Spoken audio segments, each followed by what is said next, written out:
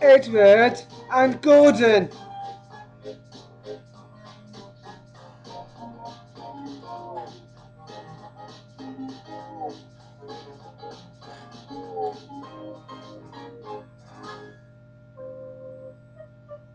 One day, Edward was in the shed where he lived with the other engines. They were all bigger than Edward and boasted about it. "The driver won't choose you again," said Gordon. "He wants strong engines like us." But the driver and fireman felt sorry for Edward. "Would you like to come out today?"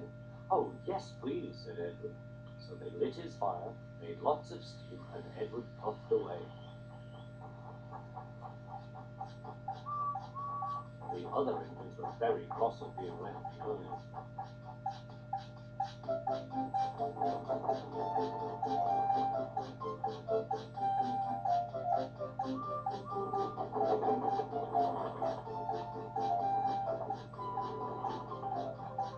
Edward worked hard all day.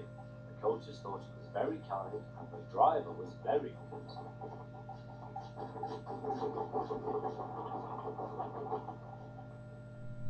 "I'm going out again tomorrow," Edward told the other engines that night. "What do you think of that?" But he didn't hear what they thought, for he was so tired and happy that he fell asleep at once. Next morning, Edward woke up to find nothing had changed. Gordon was still boasting.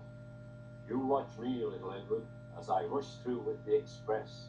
That will be a splendid sight for you. Goodbye, little Edward. Look out for me this afternoon."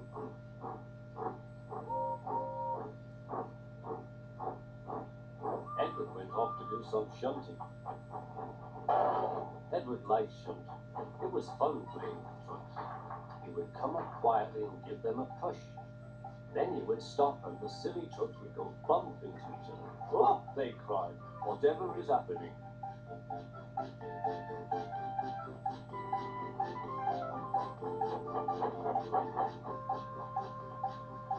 Edward played till there were no more trucks. Then he stopped to rest. Presently he heard a whistle. Gordon was very cross. Instead of nice shining coaches, he was pulling a lot of very dirty trucks. "A goods train, a goods train, a goods train," he grumbled. "The shame of it, the shame of it, oh, the shame of it." Edward laughed and went to find some more trucks. Then there was trouble. "Gordon can't get up the hill," the porter called to Edward's driver. "Will you take Edward and push him, please?" They found Gordon halfway up and very cross. His driver and fireman were talking to him severely. "You're not trying." "I can't do it," said Gordon. "The noisy trucks hold an engine back so." Edward's driver came up. "We've come to push." "No use at all," said Gordon. "You wait and see," replied Edward's driver. They brought the train back to the bottom of the hill.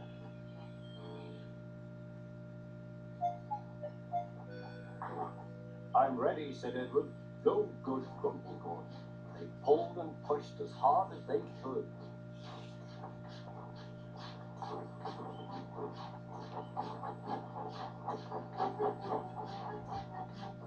"I can't do it, I can't do it, I can't do it," puffed Gordon. "I will do it, I will do it, I will do it," puffed Edward. Edward pushed and puffed and puffed and pushed as hard as ever he could. And almost before he realized it, Gordon found himself at the top of the hill. "I've done it, I've done it, I've done it," he said proudly. He forgot all about Edward and didn't wait to say thank you. Edward was left out of breath and far behind.